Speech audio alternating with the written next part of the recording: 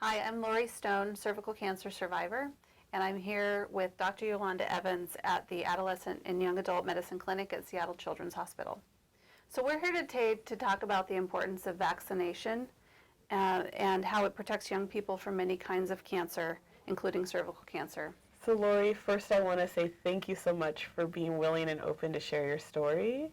Maybe we can start. Maybe we can start by you giving us a little bit of your background and telling us what your life was like before cervical cancer. Sure, it's a great question. I think like many women, I didn't go in for my exam. I had waited, I had just moved to a new city, I just came to Seattle and didn't have a doctor, and I'd kind of put it off and was leading a great, happy, fun life. And, I don't know any woman that sort of raises her hand and says, hey, that's my favorite thing to do. So I put it off.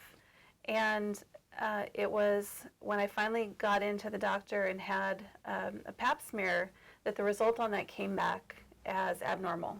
And that in and of itself could have been a lot of things, but after a few months, it took from December to April to sort of figure out what was going on. It was determined that I actually had invasive cervical cancer. It was a stage 1 cancer called endocervical adenocarcinoma. And it wasn't until I made the connection, that we made the connection, my medical team, to give me an HPV test through all of this, through additional testing called colposcopy and ultrasound, that we actually found out that I had invasive cancer. And I was shocked because before going through all this, I didn't even know really what HPV meant. I'd maybe heard of it, but I didn't understand the implications. And having gone through it now, I recognize, wow, we have a vaccine that is available to prevent possibly something that I went through. And it's hard in hindsight to say for exactly that would have prevented my cancer. But we are really at a stage where we have a vaccine that can prevent cancer. And it's important that we start talking about this more and more as survivors to help people understand the importance of vaccination.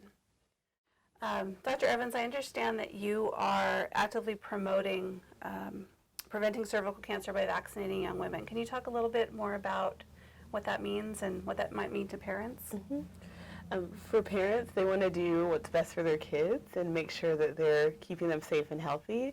And what we know is that the vaccine for HPV protects against 9 different types of the virus that can lead to cervical cancer and other types of cancer as well.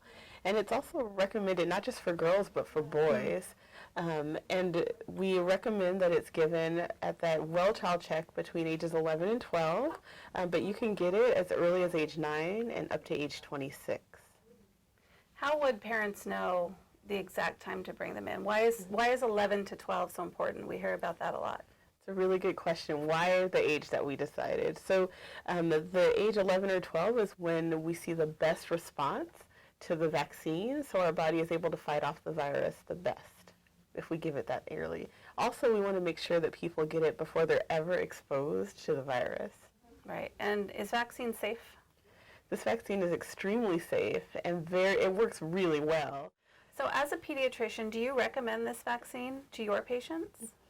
So I'm a pediatrician and I'm also a specialist in adolescent health care.